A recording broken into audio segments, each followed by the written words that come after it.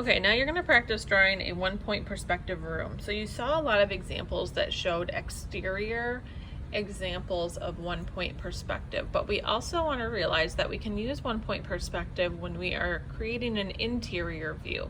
For instance, in college, in one of my drawing classes, we had to sit at our desks, our big drawing tables. We marked off where our tables were on the floor so that we were in the same spot, and we sat there probably for 3 weeks, which in drawing class in college is 3 hours a class period. So 6 hours a week we sat in the same place and we drew, pardon me, the view we had from our seat of our room, and it had a lot of bricks in it and a lot of windows because it was an old building at Eastern. And we just drew that one spot based on 1-point perspective. We picked a spot in the room, that was our vanishing point, and everything went to that point, okay? So this is a simplified version, and basically if you look up here, these are step by step. So step 1, 2, 3, 4. And you're just gonna follow along until you get something that resembles this, okay? So the first step they say to do is draw lightly, okay, lightly on this step, otherwise you'll be annoyed with yourself. X's across the room here, so you have your center vanishing point.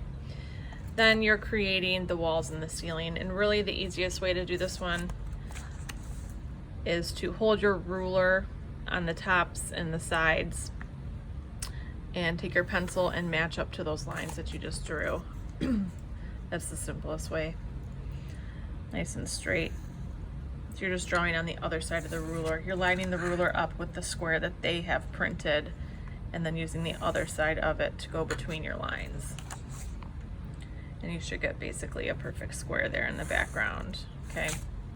That one. Then they say to erase the X's in the center. That's why I said draw lightly. We have that. Oh, forgot to leave my vanishing point. Okay, so now they're showing you how to make a door. And this is kind of practice for your upcoming assignment. So we're working over here on this wall here, and the door shows that it starts at the junction of the wall and the floor. It goes straight up. We point to the vanishing point, and then we come straight down parallel. We have a simplified door, okay? They also added the molding, because right, a door has a molding. It's not just a hole in the wall. Right next to it, to the vanishing point. Every time you're going sideways, you're to the vanishing point. Whoopsies. My ruler bent. And straight down. Then they drew a little doorknob. That should be straight, guys. That looks ridiculous. That's what you get when you use cheap rulers. Alright, that's a little better. Now they're showing you how to do a window. Same thing, except we're not going all the way down. We are parallel to the side, drawing the side of my window. The bottom of the window points to my vanishing point, just like we did on the shapes to forms. The top of my window points to the vanishing point.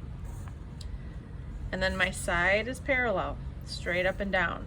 Sometimes you gotta fix yourself because you didn't go out enough. Okay, it has a molding around it.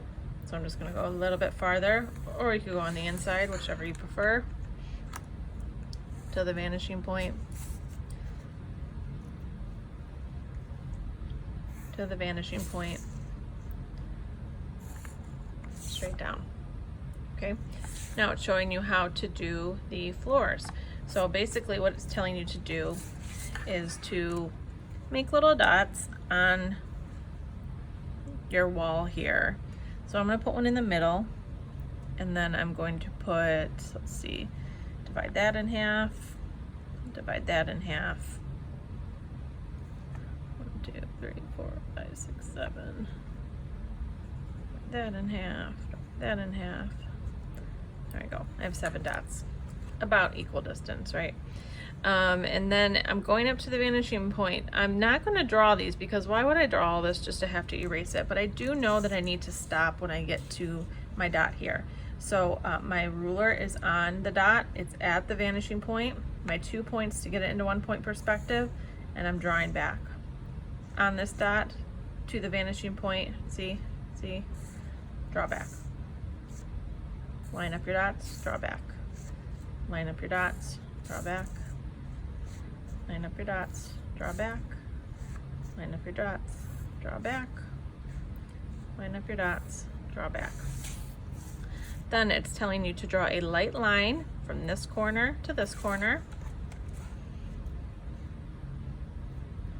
Very light.